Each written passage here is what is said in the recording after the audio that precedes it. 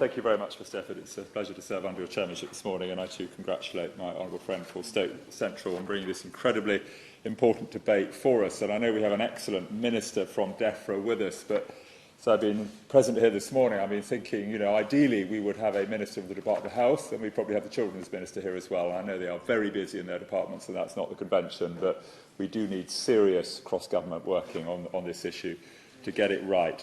So, Mr. Efford, I think this all starts with the soil, if I can say so, and looking after the soil, because if we don't look after our soil, we can't grow nutrient-rich food. And I'm afraid we do have a problem globally. It has been picked up by a number of publications. I quote Scientific America in its April 2011 edition. I'm afraid it's probably only got worse since then. And they say each successive generation of fast-growing, pest-resistant carrot is truly less good for you than the one before. And I've also seen evidence that, Mr. Efford, we need to eat several more tomatoes today to get the same level of nutrient from a tomato that we would have got a few years ago. So looking after the soil is also good for dealing with climate change, because we know that, according to the World Wildlife Federation, they say that 34% of global greenhouse gas emissions come from agriculture. Now, we often think, well, agriculture can't be part of the problem. It's all those belching diesel buses and coal-fired power stations are the problem. But, it's food production around the world responsible for 34% of greenhouse gas emissions. And it needn't be like that, because actually the soil can sequester more carbon than all the plants and all the trees on the whole planet if we look after it. And if we look after it, we get better quality food, and we'll all be healthier. And we can do that. We can have less pesticide and fertiliser and so on. If we grow more legumes and pulses and lentils, that fixes nitrogen in the soil, and it's actually better for us. One of the best things you can eat, Mr. Efford, is lentils. So, there is a bit of a virtuous circle here, and I do congratulate the government for getting this with the Sustainable Farming Incentive. I went to the Groundswell Farming Conference last year.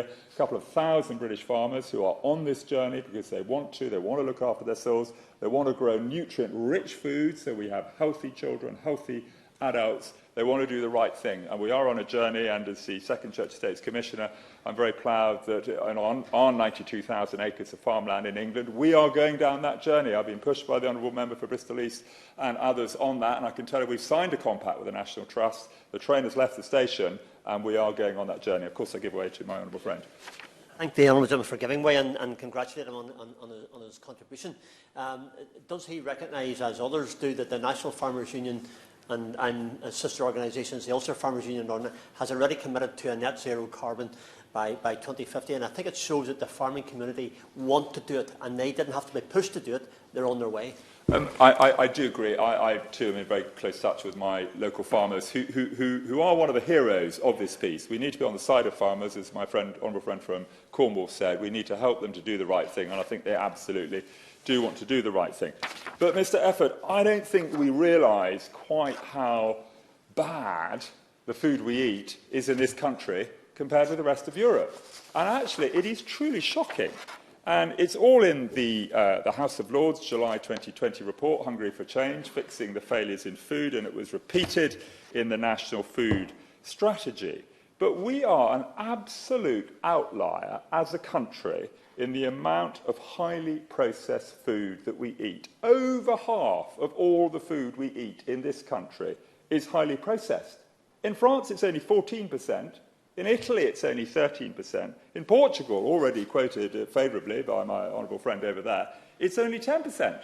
So we are 5 times worse than Portugal in terms of the amount of highly processed food that we eat. Well, why does that matter? I'll tell you why it matters, because a scientist called Monteiro in 2018, he did a report across 19 European countries, and that showed that a 10% increase in the amount of highly processed food that we eat leads to a 12% increase in cancers, a 12% increase in cardiovascular disease, and a 21% increase in depressive symptoms. So is it any wonder that we are a country where 1 in 7 people are on antidepressants? I wonder if it has anything to do with the food that we eat. I mean, these figures are just appalling, but I think they're quite a closely guarded secret. I don't think people know about them, actually. I think it's our job to get them out there and actually to challenge the food companies so they do better. And some of them are on a journey. I mean, Tesco's, for example, I've been told by the Obesity Health Alliance, they are, they particularly singled them out. They have committed that 2/3 of all they sell will be healthy product. They're not there yet. They're on a journey. They're starting to get it. There's a supermarket in the Netherlands. It's only a small one. It's called Markt, M-A-R-Q-T. About 16 stores, I think. But they have a commitment to their customers to only sell healthy food that is good for their customers because it's part of their philosophy. And they make money as well. So, it is possible. We don't have to be on this treadmill of selling people the wrong things which are bad for them, mean their brains don't develop, mean they can't achieve all the God-given talents that they were created with. We really, really can do better. And in schools and in so many of our public institutions, we are not doing well enough. And I'm waiting for a meeting, actually, with the Children's Minister, because he promised he'd give me one at the dispatch box, on school food standards. Because the campaigners at Bite Back 2030, Jamie Oller's foundation, already mentioned today, let me quote one of them. One of their panellists said, and I quote, "I'm racking my brain because I don't think my school does a single healthy option." And the campaigners at Bite Back think about 40% of schools, the food is not as it should be. The Soil Association think it's 60%. Well, I don't know if it's 40% or 60%, but I think it is far too many. And I think the mechanisms for effective monitoring of the government's own school food standards are not good enough. They are not being observed. And I've been a school governor for 20 years, and we have a lot to do. And I've sat with the children and eaten their school dinners with them. And the one I had was particularly good in Studham Village School, Mr. Efford. But they're not always that good. And, we need to do better. And why do we need to do better? Because the figures are appalling, absolutely appalling. Even before children get to school, they're awful. And they've got worse in the pandemic. Because if we look at the figures for obesity amongst reception-age children, they went from 9.9% in 2019-20 to 14.4% in 2020-21. That's even before children get to school. And we know that when, by the time children leave school, 2 in 5 are above a healthy weight and a quarter are living with obesity. And I'm afraid that obese children are more likely to become obese adults with the associated type 2 diabetes, cancer, heart, and liver disease. So, this stuff really matters.